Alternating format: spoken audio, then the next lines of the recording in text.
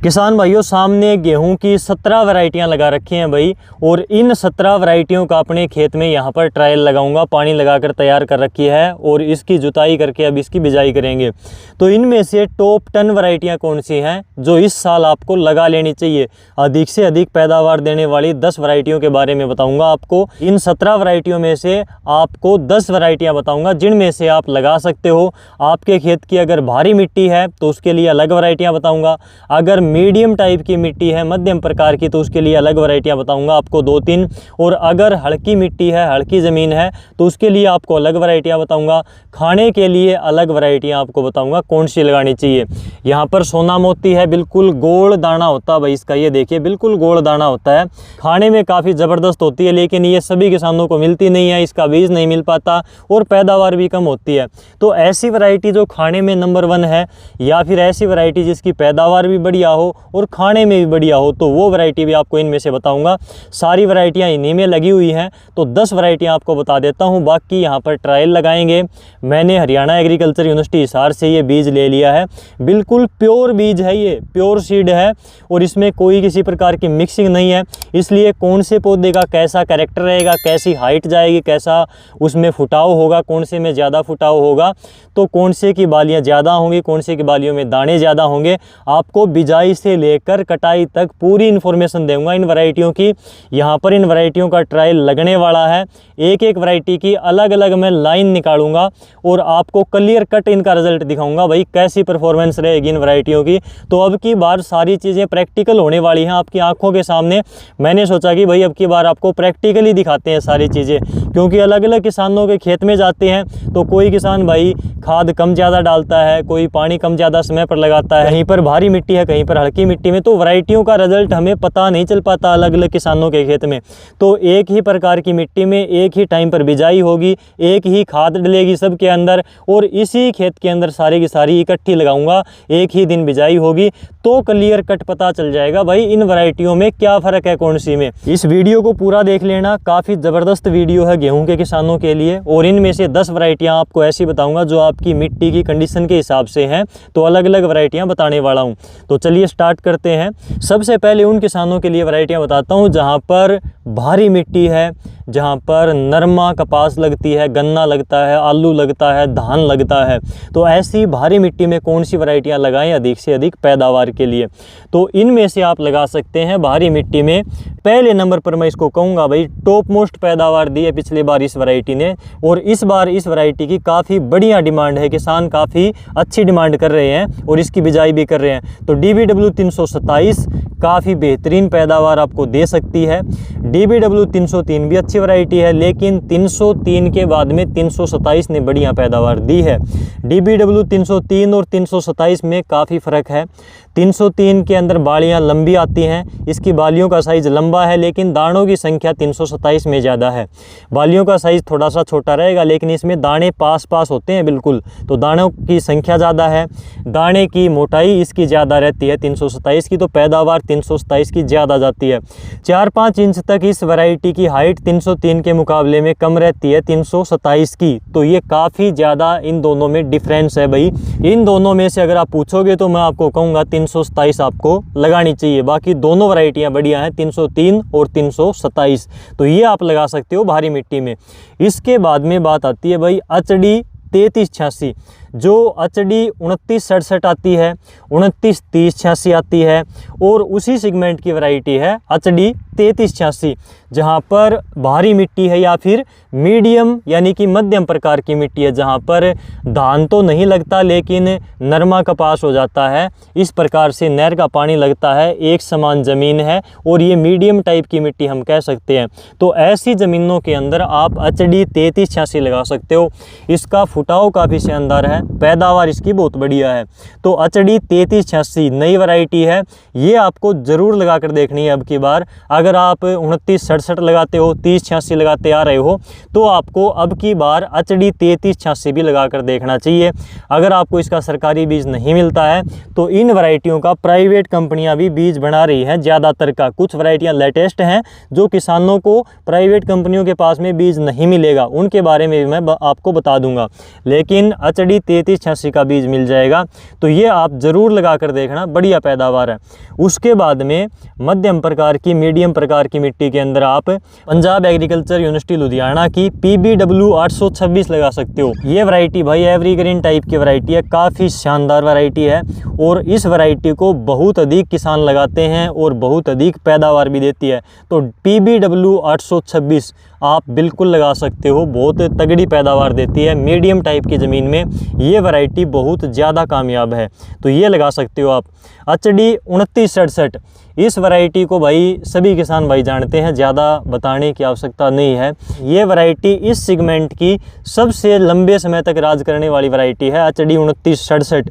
बहुत से किसान भाई आज भी लगाते हैं, लेकिन जहाँ पर पीला रतवा की शिकायत आती है वहाँ पर 2967 आपको नहीं लगानी चाहिए। इसमें 2967 में पीला रतवा सबसे पहले आता है, तो ये आपको ध्यान रखना है भाई। अगर पीला रतवा आपके क्षेत्र में नहीं आता तो 2967 आप लगा सकते हो, बहुत तगड़ी पैदावार देती है। हाइट इसकी थोड़ी सी ज़्यादा जाती है तो ये नीचे गिर जाती है, कई बार नीचे गिरने के बावजूद भी ये बढ़िया पैदावार देकर जाती है। इसकी आप हाइट भी कंट्रोल कर सकते हो। जिन वैरायटियों की हाइट ज़्यादा है उनके अंदर आप PGR का स्प्रे कर देना। 2 स्प्रे इसके होंगे, पहला 50-55 दिन के आसपास होगा, वो टाइम टू टाइम आपको मैं पूरी जानकारी दे दूंगा, उसकी डोज कितनी रहेगी, कब करना है, कैसे करना है। तो PGR का बढ़वार रोकने वाली स्प्रे आप कर सकते हैं 2967 में, तो इसकी हाइट कम हो जाएगी, नीचे नहीं गिरेगी और पैदावार तो ये बिंदास देती है HD 2967, तो ये आप लगा सकते हो। ये तो हमने बात करी मीडियम टाइप की मिट्टी के लिए।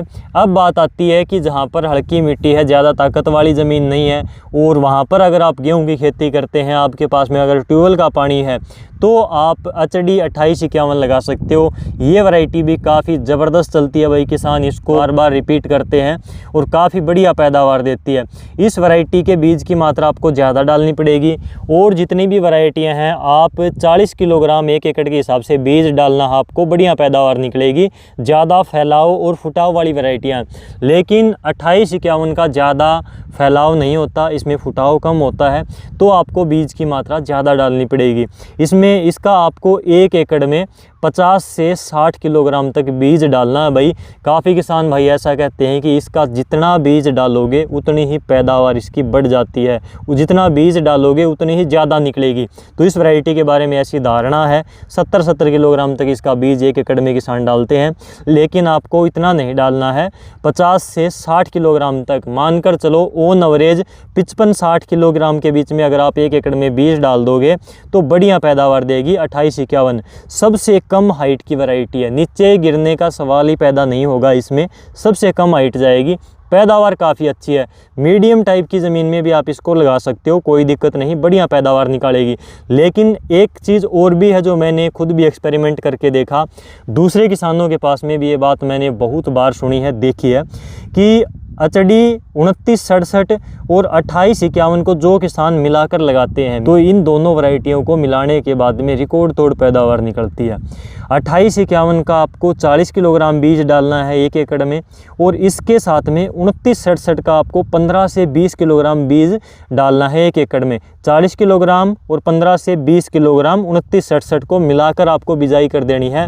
रिकॉर्ड तोड़ेगी पैदावार का ये मिलने के बाद में। दोनों वैरायटियाँ, इनकी बालियाँ नीची रह जाएंगी 2851 की, 2967 की इससे काफ़ी ऊपर चली जाती हैं, तो दोनों बालियों में अच्छे से दाना भराई हो जाती है, पैदावार काफ़ी बढ़िया निकलती है। अब काफ़ी ऐसे किसान हैं जिनके पास में ट्यूबवेल के 2 पानी हैं, 3 पानी हैं, यानी कि पानी कम है लेकिन गेहूं लगाना है, तो हरियाणा एग्रीकल्चर यूनिवर्सिटी हिसार ने नई वैरायटी निकाली थी WH 1402, लेटेस्ट वैरायटी है भाई। इसका बीज प्राइवेट कंपनियों के पास में भी है, तो बीज आसानी से मिल जाएगा आपको, अगर किसी सरकारी संस्थान से नहीं मिलता है तो तो WH 1402 आप लगा सकते हो। यूनिवर्सिटी का कहना है कि ये 2 पानी वाली वैरायटी है, केवल 2 पानियों के अंदर 2 सिंचाई के अंदर ये वैरायटी तैयार हो जाती है, WH 1402। अब बात आती है कि आपको घर पर खाने के लिए कुछ किसान भाई अलग से गेहूं की बिजाई करते हैं, तो खाने के लिए इनमें से सबसे बढ़िया वैरायटियाँ कौन सी है वो मैं आपको बता देता हूँ। तो खाने के लिए यहाँ पर एक तो हरियाणा एग्रीकल्चर यूनिवर्सिटी हिसार की आपने सुनी होगी बार बार, C306 देसी किस्म है भाई गेहूं की। इसके दाने आप देख लो, बिल्कुल इसका कलर ही अलग है, बिल्कुल सभी से इसका आपको अलग कलर दिखेगा, सफ़ेद सफ़ेद। तो C306 है, देसी है। पैदावार इसकी कम होती है, मेरे हिसाब से 12 से 15 क्विंटल के बीच में इसकी ऑन एवरेज पैदावार रह जाती है। हाइट बहुत ज़्यादा जाती है इस वैरायटी की। आपको इसमें यूरिया बिल्कुल भी नहीं देनी, आपको खाद इसमें कम से कम डालनी है। हो सके तो आप इसको देसी गोबर की खाद के साथ में ही लगाना, अगर घर पर खाने के लिए बिजाई करते हो तो। C306 आप लगा सकते हो, काफ़ी अच्छी वैरायटी है खाने के लिए। नंबर 1 हम इसको फ़िलहाल कह सकते हैं, क्योंकि जो पहले पुरानी वैरायटियाँ आती थी जैसे कि सोना मोती वैरायटी है, इसकी गोल दाने होते हैं इसके। मैं आपको एक बार दिखा देता हूँ, ये देखो इसके दाने बिल्कुल गोल हैं, मूंग की तरह। जैसे मूंग के दाने होते हैं उस प्रकार से इसके बिल्कुल गोल दाने हैं। तो ये सोना मोती है और ये काफ़ी पुरानी वैरायटी है। मैं कहूँगा कि भाई जहाँ पर ये वैरायटियाँ सारी लगा रखी हैं इनमें सबसे पुरानी वैरायटी है। इसके बाद में ये तो हो गई कम पैदावार वाली वैरायटियाँ, पैदावार इनकी कम रहती है। सोना मोती की 306 से भी कम पैदावार रहेगी मेरे हिसाब से तो। और अब बात करें कि भाई कोई ऐसी वैरायटी जो खाने में भी अच्छी हो और उसकी पैदावार भी अच्छी हो, तो इनमें एक वैरायटी आती है भाई WH 711, Haryana agriculture university Hisar की वैरायटी है WH 711। और ये वैरायटी आप बिल्कुल लगा सकते हो। इसकी भी ज़्यादा हाइट नहीं जाती, हाइट इसकी भी कम रहती है, लेकिन खाने में काफ़ी स्वादिष्ट है, बहुत बढ़िया वैरायटी है। तो ये आप लगा सकते हो, पैदावार भी बढ़िया देती है। ये वैरायटी 25 क्विंटल के आसपास आसानी से हो जाती है अगर आपने देसी गोबर की खाद डालकर इसको लगाया है WH 711 को, तो ये बढ़िया पैदावार देती है और खाने में भी बढ़िया वैरायटी है। अगर मैं बात करूं 327 और 303 में से, तो 327 खाने में बढ़िया रहती है। 2851 जो वैरायटी है ये भाई पैदावार तो काफ़ी अधिक देती है, लेकिन इसके दाने बहुत पत्थर की तरह मजबूत होते हैं। तो 2851 खाने के लिए ज़्यादा मेरे हिसाब से तो अच्छी है नहीं, बाकी सबका अपना अपना अनुभव है, एक्सपीरियंस होता है भाई। इसका दाना ज़्यादा हार्ड होता है, तो ये वैरायटियाँ खाने के लिए आप लगा सकते हो। बाकी इनमें से जैसे कि WH 1309 है, ये वैरायटी लेटेस्ट है। किसानों को इसका बीज अब की बार तो नहीं मिल पाया, कुछ किसानों के पास में डेमो का बीज शायद गया होगा। तो ये वैरायटी लेट बिजाई के लिए यूनिवर्सिटी ने तैयार की है, हरियाणा एग्रीकल्चर यूनिवर्सिटी हिसार ने। इस वैरायटी की दिसंबर के आखिरी सप्ताह तक बिजाई कर सकते हैं, जनवरी के पहले हफ्ते में भी इस वैरायटी को लगा सकते हैं। लेट बिजाई के लिए वैरायटी है, जहाँ पर सब्जियों की खेती होती है या फिर गन्ना लगा हुआ है, जहाँ पर खेत जल्दी खाली नहीं होता, तो वहाँ पर दिसंबर के आखिर में या फिर जनवरी के पहले हफ्ते में भी इसकी बिजाई कर सकते हैं।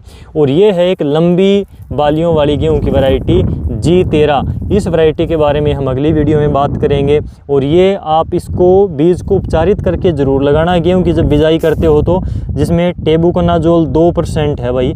तो टेबुकोनाजोल 2% DS फॉर्मुलेशन में अलग अलग कंपनियों का अलग अलग नाम से आपको मिल जाएगा। तो ये टेबुकोनाजोल है, फंजीसाइड है, इससे उपचारित करके आपको बिजाई करनी है गेहूँ की।